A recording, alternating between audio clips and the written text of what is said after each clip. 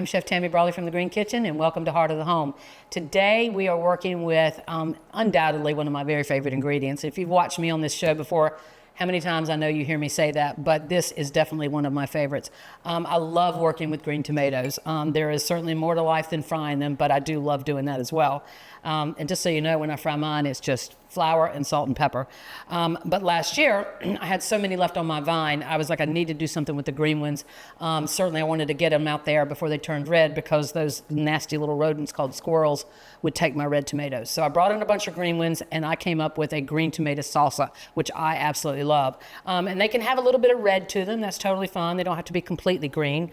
And then we want to dice them up really, really small. And then we've got some purple onion that we're going to use. So we're going to toss in the onion. I believe the recipe you're going to see probably doesn't have measurements on it, and welcome to my world. But it really does depend on, how much you want. Are you doing this for a party? Are you doing this for just a couple of people at your house?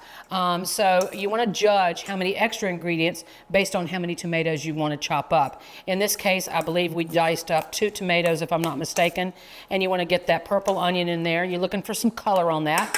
I think I'm going to go ahead and add a little bit more.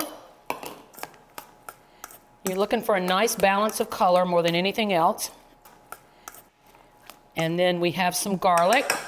Probably have about 4 cloves here, I guess. Again, no measurements there, but if you're not a garlic fan, then use less.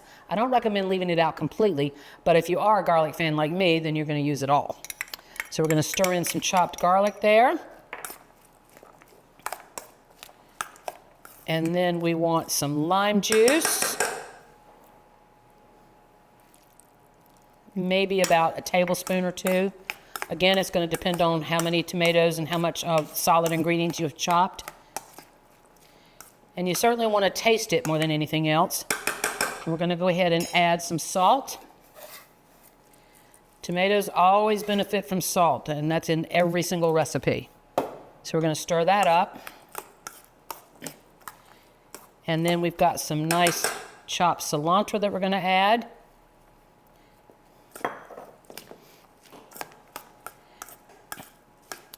And I know that we've got some folks out there that don't like cilantro, and it's not your fault. Folks that don't like cilantro are actually born with an enzyme in their taste buds that make them think that cilantro tastes like soap and dirt. That is certainly your choice. If you don't want to use cilantro in this recipe, I don't see any reason why you couldn't maybe use basil. I think basil would be a nice addition to it. We're picking up some gorgeous green color there. And now, kind of my sort of a secret ingredient, we'll say, is some candied jalapeños. If you've seen my show before, we actually did do this in October of 24, so you can refer back to the YouTube stations and find this particular recipe. Now, these are peppers out of my garden. Both, I think I have jalapeno in here and maybe some banana as well. I'm not going to go over how to do it today, but what happens is you end up making this nice spicy honey as well. So we're just going to add a few of these jalapenos in here along with a little taste of that honey.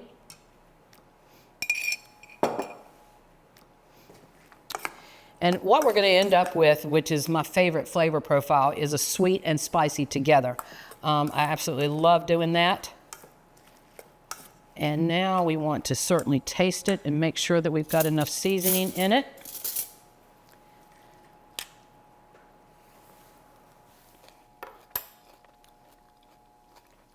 Wow.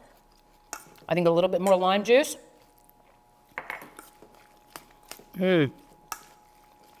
Touch more salt.